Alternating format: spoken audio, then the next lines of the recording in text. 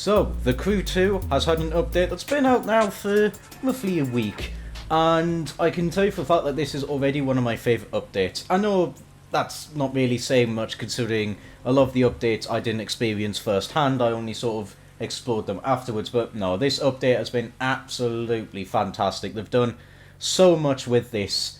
Just going to explore it a little bit, hopefully the game doesn't crash. It hasn't done, sweet. Yeah, this is the United States City Tour, the episode 1. So as you can see here, you know, we're doing a bunch of races in different areas. You might hear me dog in the background. There's been so much stuff that has been changed. You head over to here, hopefully it hasn't crashed, hasn't. As you can see here, touring cars and Alpha GPs have been updated, their handling altogether. What's it? Yeah, a lot of these cars here, I mean, you can see here just the amount of cars that have been updated now to have the new handling model. It is a lot. It really is a lot. And I've driven a lot of these cars, and they're brilliant. They really, really are fantastic to drive. And same with the Alpha GPs. I've driven the Mark 10. That was so much better to drive. Really, really was. I mean, as you can see, 33GB update. It's a hell of a lot. You know, we've got 8 new events during episode 1 with endurance version, so essentially they take like a 2-3, like, you know, a 2 to, well, basically around a 3-minute race up to roughly 10 minutes, give or take, depending on how guild you are. And then 5 events will be episode 2, so there might be Alpha GP, or I'm not too sure. I really don't know. Obviously, new summits, new motor pass, I'll go through in a second. But there's a lot. Okay, 84 new vanity items, 58 of them in the motor pass, but that's a lot to go through. And then vehicles, as you can see here, 23 new vehicles are in this update. As well, you know, as you can see, you know, LP Countach, the Lamborghini Countach, is now rear-wheel drive instead of four-wheel drive, and that's a thing. And then, obviously, they've done a bunch of updates and things like that. As you can just see, there's so much that has been changed. We'll go over the motor pass quickly over here. So you obviously got a bunch of new racing suits, if you like those. Obviously cars as well. The free car is this, the RS5 Coupe, with actually a pretty nice livery, I will admit. Then we've got this absolutely bonkers Mini. Look at it. It is absolutely glorious to just look at. The fact that even the splitter's got a spoiler on it is mental. It's just one of the reasons why I love the Crew 2's craziness. We've got the CAR as well, which is absolutely fantastic to see. And of course we've got this, the Zonda F Primary Edition, which basically is keyboard colours. Yeah, so that's all great. But not only that, we got brand new cars that you could just buy. So we got this, the Seat La Violette GT2R, which is a absolutely glorious edition. Love to see spikers. I can't get enough of them. A little bit further up, some here somewhere, here we are. We've got the KTM Crossbow, the GT2 this time, which is a very nice addition to see. And we've got something else that I have managed to forget. Well done, me. I've been excited for this update, and I've just immediately forgotten what the third car is. I think I've actually gone past it somewhere. Oh yeah, I did. The Celine S1, the GT4 Cup. Yeah. Just these 3 cars are already fantastic additions. Combine that with the motor pass, the CAR, and really cool additions. You know, it is all fantastic. We'll do this race as well. These tracks as well are absolutely fantastic. They are some really high quality events. I really do enjoy just driving around them. When this update came out for the first time, the race was in New York, and I basically spent the good amount of pretty much. When the update came out, I then just did nothing but New York races and exploring the brand new islands, because there's a new small, basically a giant racetrack island that has been added ever since, because I know when they did the Dominion stuff, I believe it was the Dominion stuff, I think they actually added even more racetracks, which is always fantastic. And now we've got our own little island that is a giant racetrack to go explore, and it's bloody brilliant. It really is a fantastic island. I'll explore it for you a little bit later on in the video. But yeah, it's just full of uphills, downhills, banked corners. You can even go under the water. tunnels, challenging sections, really quick corners as well. It is just absolutely glorious. So I'll talk about the handling update a little bit more when it comes to the touring cars and the Alpha GP. Like I was saying with the Mark 10, it is so much nicer to drive. What it feels like is definitely the cars feel a lot more responsive to your inputs and a lot more grippier as well. For instance, the AMG GT3, I had to drive that for one of the summits, and I absolutely despised it. It was awful to drive.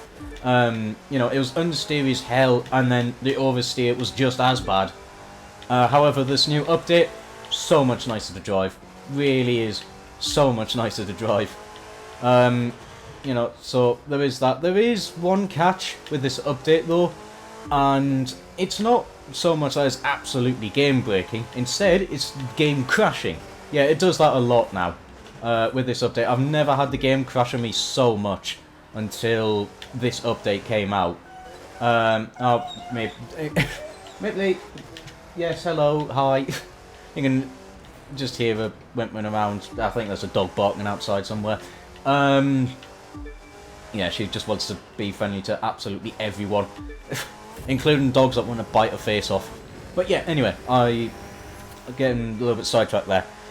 Yeah, the game, it just crashes so often when pausing and unpausing. Like, it just doesn't matter what. I found it to crash more when I just pause from the race, it's from the game itself, rather than going to the map and then pausing. I found it to work a little bit more consistently then. However, I'm not going to say it is guaranteed to work, because one of my mates did that method for a while and then eventually the game did crash. So, you know, that is really just the biggest downside with this update, if you ask me, is just the fact that the stability has just absolutely plummeted. A little bit too much understeer through there.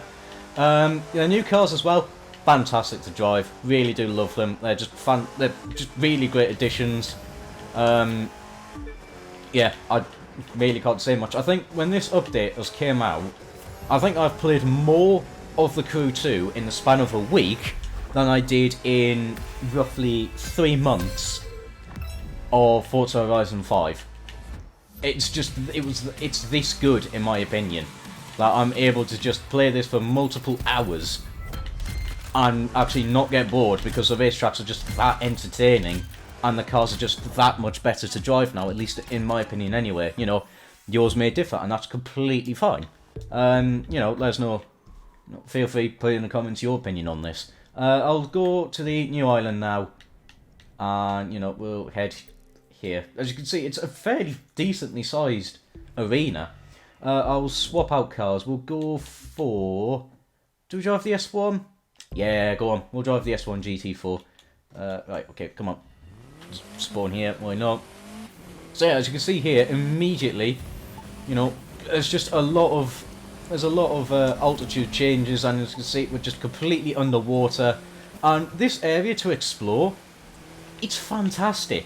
It really, really is fantastic. I don't really know how it's gotten... I know it's been raining, but I don't know how it's wet all underneath here. But, I mean, to be honest, unless the place has sprung a leak somewhere, and they managed to hastily fix it. But, yeah, I mean, you can just see just a huge hill I'm having to get out of just from the water, and then it literally just go up here, and then immediately going back down again. Apparently someone else is here. But then, you know, we've got to slam on the brakes and try and get it round these hairpins. You know, there's just a great combination of much easier corners, faster corners, and then, as you can see, we've got this ridiculously banked corner here. But then there's also quicker corners, so allow your car, you know, to see what your car is like to drive at the higher speeds. It's all just brilliant stuff. It is a absolutely fantastic update, and you know, yeah, sure, it's a pretty sizable update, 33 gig, but it is absolutely worth every single gigabyte, just except for the fact that the game crashes a lot. Oh dear. And, you know, that's really about it. Obviously, I think as time goes on, we're going to get a few other cars. I do know, at the minute, in the Summit, we've got a one that basically, we get a special edition R34 Skyline, which is actually quite cool to see. Yeah, there's just so much to explore, and it's a pretty looking island as well. You know, you've got little got a little thing up there, just a little plinth, podium, or whatever you want to call it. They could go off and explore a little bit. Yeah, it is seriously just a fantastic update, and honestly, if you haven't played The Crew 2 in a while, I'd recommend it. Honestly, just give a go of this update, drive around, see what you think of this update, because honestly, I'd recommend it. It's just ridiculous amounts of fun. However, that is, I'm going to call it there for a video. It's just a, quick summary of this latest update, and, I think it's just an absolutely brilliant update. I'll be curious to hear your thoughts, Have you started picking up The Crew 2 again because of this update, or were you not a big fan of this update, the handling changes and things like that? Feel free, let us know in the comments. I'll be more than interested to hear your thoughts on this update. However, that is going to be it from me. Take care, and ciao for now.